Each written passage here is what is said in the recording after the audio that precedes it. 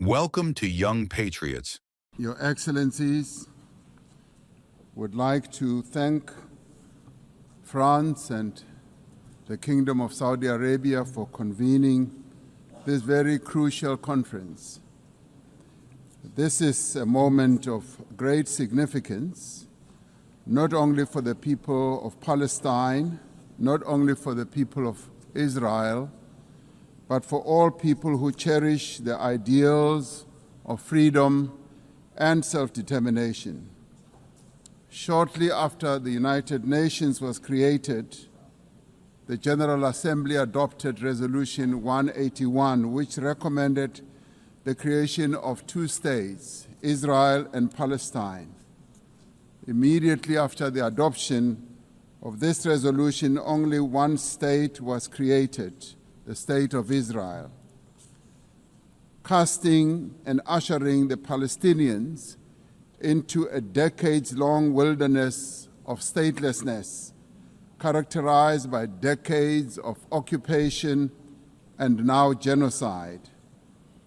I'd like to congratulate the President of France, President Macron, for today announcing a very bold decision to support the long overdue creation and the recognition of the sovereign state of Palestine.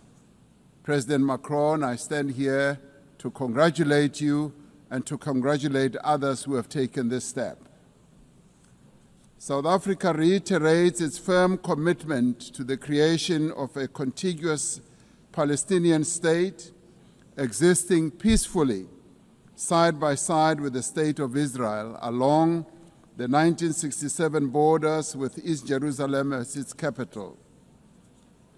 South Africa condemned the 7th October attacks by Hamas that resulted in the deaths of more than 1,200 people. In response to this attack, Israel has unleashed disproportionate punishment against the people of Palestine. And we say here today that the only solution to this conflict is a two-state solution. The viability of a two-state solution depends on full and universal respect for international law.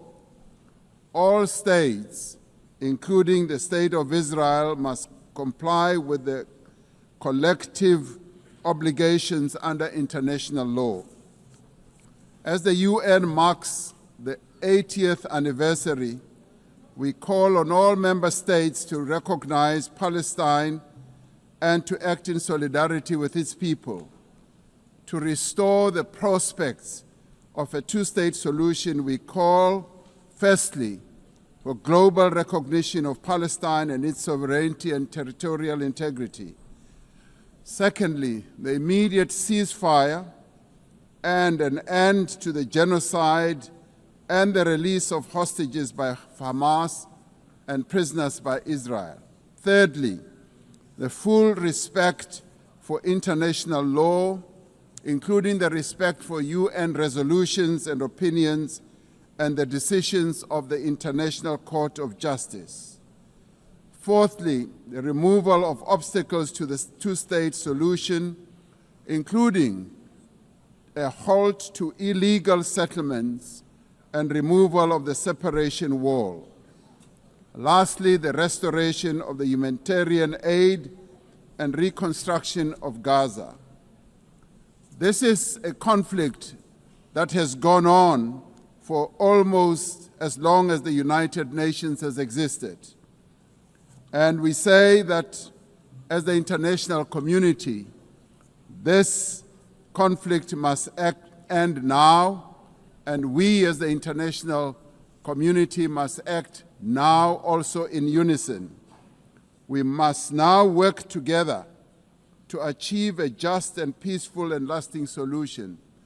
I would like to welcome the demonstrable groundswell of support for the establishment of the much-awaited state of Palestine by 142 nations.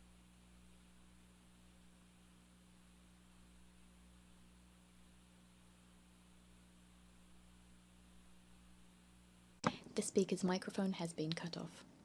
We cannot and should not accept that members of this organization continue willfully to violate without consequence the charter that we have all agreed to uphold. Therefore, as nations that have pledged to uphold the UN Charter, we have the ultimate responsibility to ensure and protect the rights of the Palestinian people to self-determination, consistent with the case that South Africa brought before the International Court of Justice. There is growing global consensus. There is growing global consensus that Israel is committing genocide in Gaza. Just last week, the United Nations Independent International Commission of Inquiry found that Israel is responsible for the commission of genocide in Gaza.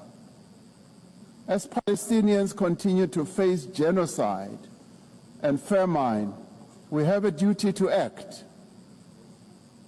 South Africa has acted in the interests of saving lives by insisting that the International Court of Justice should make a ruling that indeed genocide is being committed in Gaza and that it should stop.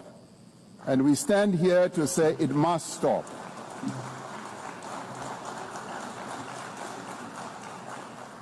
We welcome the historic high-level meeting held yesterday on the two-state solution yesterday in this very chamber. This reflects the determination of the global majority, a global majority that now stands at 142 and more countries, that Palestinians deserve a peaceful state alongside a peaceful Israel. Many nations in the world are calling for that, and that is the voice that we believe that Israel should heed, and those powerful nations that can make a two-state solution viable and possible and implementable should act in that regard.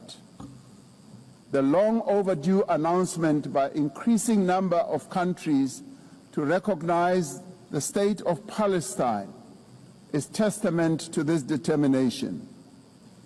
We have a responsibility as the member states of the United Nations to reaffirm the right also of self-determination of the people of Western Sahara. The heartbeat of African resistance. We bring you raw, unfiltered updates on Ibrahim Traoré, President of Burkina Faso, the man challenging the global system. If you believe in truth, power, and a rising Africa, this is your home.